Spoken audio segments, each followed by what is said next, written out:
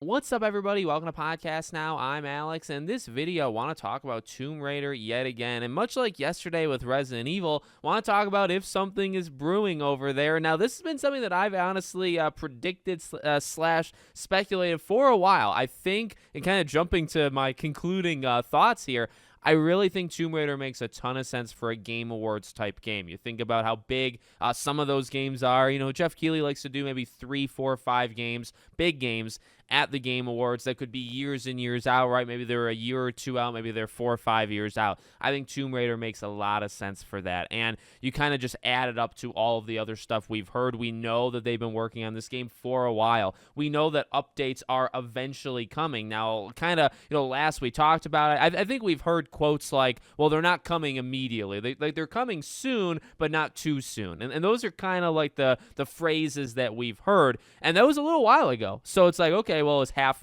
a year, enough time to do it. Now, in terms of the news for today, much like Resident Evil 9, Tomb Raider just got a Metacritic page. So it's actually called Tomb Raider Project. I think it's the PS5 specific page. And now, similar to what I said in Resident Evil 9, I'll just say again here, it doesn't have to mean anything. There's a page for like Half-Life 3, and sometimes there's almost like fan-made page. Now, I don't actually think they are fan-made pages, but sometimes there are pages created for games that have like no shot of coming out. Yet again, Half-Life 3, as we kind of have learned multiple times, whether it's rumors or elsewhere, like they've tried to do something like a Half-Life 3 maybe 2 or 3 different times. So is it possible that that's when like one of these pages went up? But again, like if you want to take it doesn't mean anything, if you want to take that road, there are pages for games that don't exist. On the other hand, like I said for Resident Evil 9, and it's the same thing for Tomb Raider, these games do exist. Like Resident Evil 9 is coming, Tomb Raider is coming.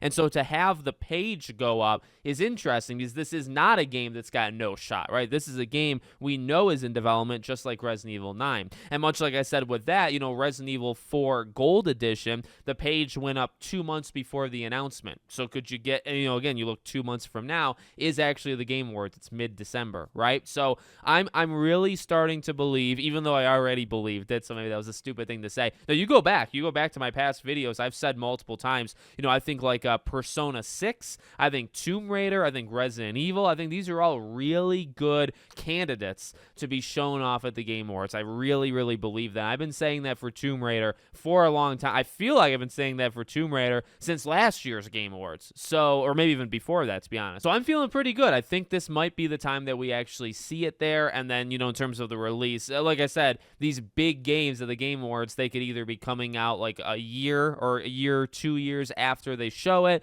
or maybe you're looking at like 3, 4 years. I don't think it'd be that long for Tomb Raider. They've been working on this thing for, I believe, like 2 to 3 years, maybe even longer. So I really hope this is like a 2026 game, and then that kind of like just lands there and it's nice and easy. That's what I think slash hope is going to happen. So let me know what you guys think in the comments. Make sure, as always, you're subscribed to the channel, bell icon turned on, and I hope to see you all on the next one.